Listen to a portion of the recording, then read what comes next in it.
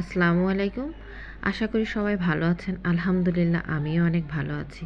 বৃষ্টি হলে যে খাবারটা ১ম আমাদের মনে হয় সেটা হচ্ছে ইলিশ খিচুড়ি। আসলে ইলিশ খিচুড়ি হলে বৃষ্টি হলে জমে যায়। তো আমি আজকে আপনাদের এই ইলিশ আর খিচুড়ি রান্না করে দেখাবো। আমি ইলিশ মাছগুলাকে সুন্দর করে কেটে নিয়েছি। কেটে ধুয়ে নিয়েছি লবণ, হলুদ, মরিচ দিয়ে মেখে। তারপরে এই মাছগুলাকে আমি হালকা করে ভেজে নেব। কারণ হচ্ছে অনেক সময় দেখা যায় যে মাছটা যদি ভাজা না হয় তাহলে এটা হচ্ছে রান্না করার সময় ভেঙে যেতে পারে।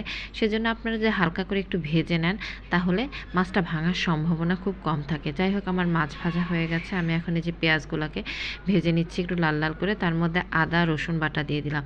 ইলিশ মাছে অনেকে আদা রসুন বাটা খায় না, তবে এটা যার যার ইচ্ছা। যদি আপনি মনে করেন যে আপনি এটা দেবেন তাহলে দিতে পারেন, না হলে নাও দিতে পারেন। তারপরে আমি বাকি মশলাগুলো দিচ্ছি ধনেপাতা, ধনে গুঁড়া, জিরা, হলুদ, মরিচ এগুলো সব কিছু দিয়ে দিচ্ছি।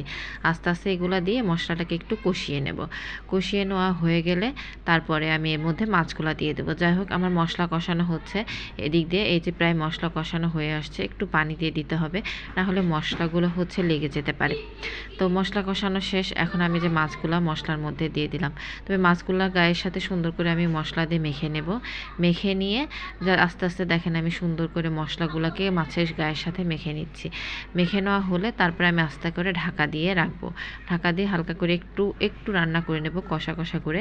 তারপর এর মধ্যে একটু পানি দিব। পানি দিয়ে দেখেন হালকা একটু পানি দিতে হবে। পানি দেওয়া হলে মাছগুলো যাতে সেদ্ধ হয়। তো এই তো মাছ প্রায় রান্না হয়ে গেছে আমার। দেখেন কি সুন্দর হয়েছে। এগুলোটা দেখতেই খুব ভালো লাগছে। ইলিশ ভুনা হয়ে গেছে। তো এই যে আমার মাছ রান্না কমপ্লিট হয়ে গেছে, যেটা দেখা যাচ্ছে।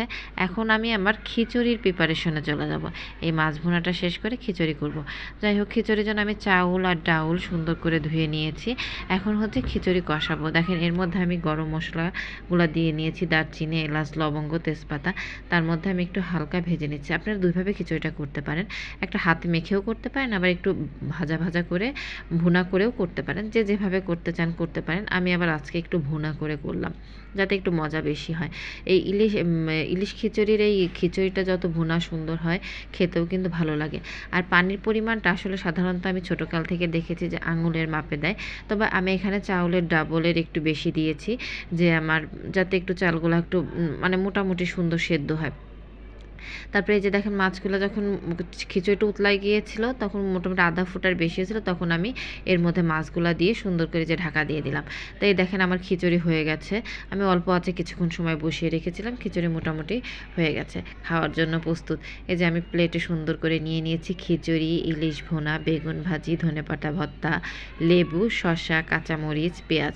এটুকু যদি হয় বৃষ্টির মধ্যে, খাবারটা জমে যায়। সবাই ভালো থাকবেন।